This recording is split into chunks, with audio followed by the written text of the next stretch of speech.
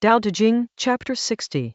A single image opens it. A small fish in a pan. What Laozi does with that image touches something at the center of how power works, and how it destroys itself, when misused. Jai da guo yuo pēng zhao zian. Yi dao li tiānxià, kai gi bu shén. Fei kai gi bu shén, kai shén bu shèngrén. Fei kai shén bu shèngrén. Shèngrén yi bu shèngrén. Fu liǎng bu zhang shang. Bu de jiāo gi yan. Governing a great state is like cooking a small fish. When the Tao presides over all under heaven, its spirits lose their force. Not that the spirits lose their force, but that their force does not harm people. Not only that spirits do not harm people, but the sage also does not harm people. When neither harms, virtue flows back to both.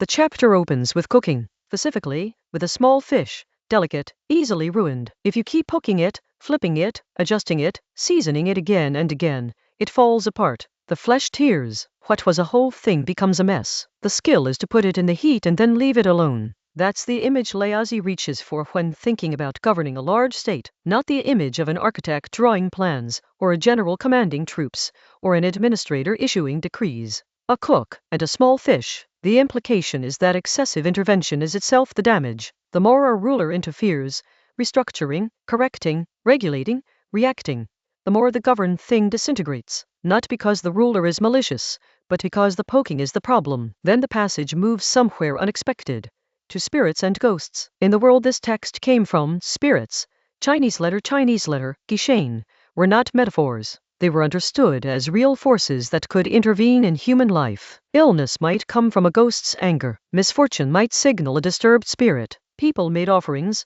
observed rituals, paid careful attention to keep these forces from turning harmful. Laozi says, when the Tao governs, the spirits don't exert their harmful power. But then, and this is where the chapter gets interesting, he immediately walks that back. He says it's not that the spirits lose their power, it's that their power doesn't injure people. And it's not only that, the sage, the ideal human ruler, also doesn't injure people. He's building a kind of symmetry. On one side, the spirit world, on the other, the human ruler. Normally both can harm. The spirit world through supernatural disruption, the ruler through edicts, punishment, extraction, interference. When the Tao is present, neither does. The final line is the payoff.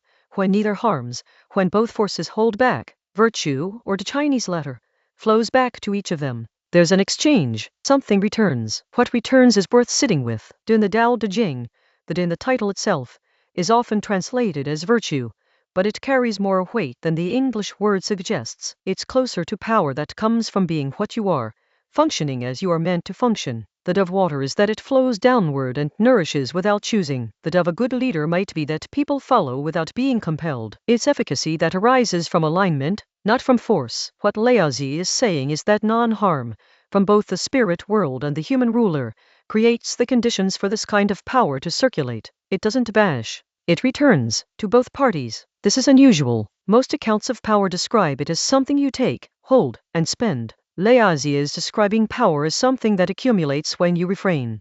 What a person might take from this today depends on what role they're inhabiting. If you've ever managed a team, you may have felt the pull to overcorrect, to comment on everything, to check in constantly, to impose your understanding of how the work should go. Sometimes that's necessary, but often it's the poking that ruins the fish. People who are allowed to work, who are given conditions rather than instructions, often produce something that no amount of direction would have generated. The chapter is also honest about something uncomfortable.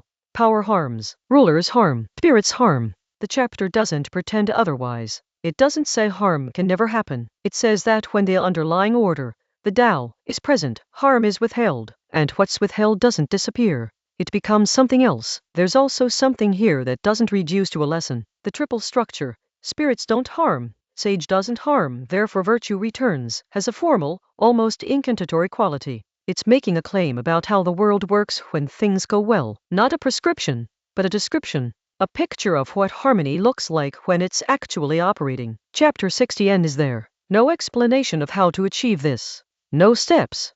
The image of the fish cooking and the double withdrawal of harm. That's the whole chapter. The next is 61.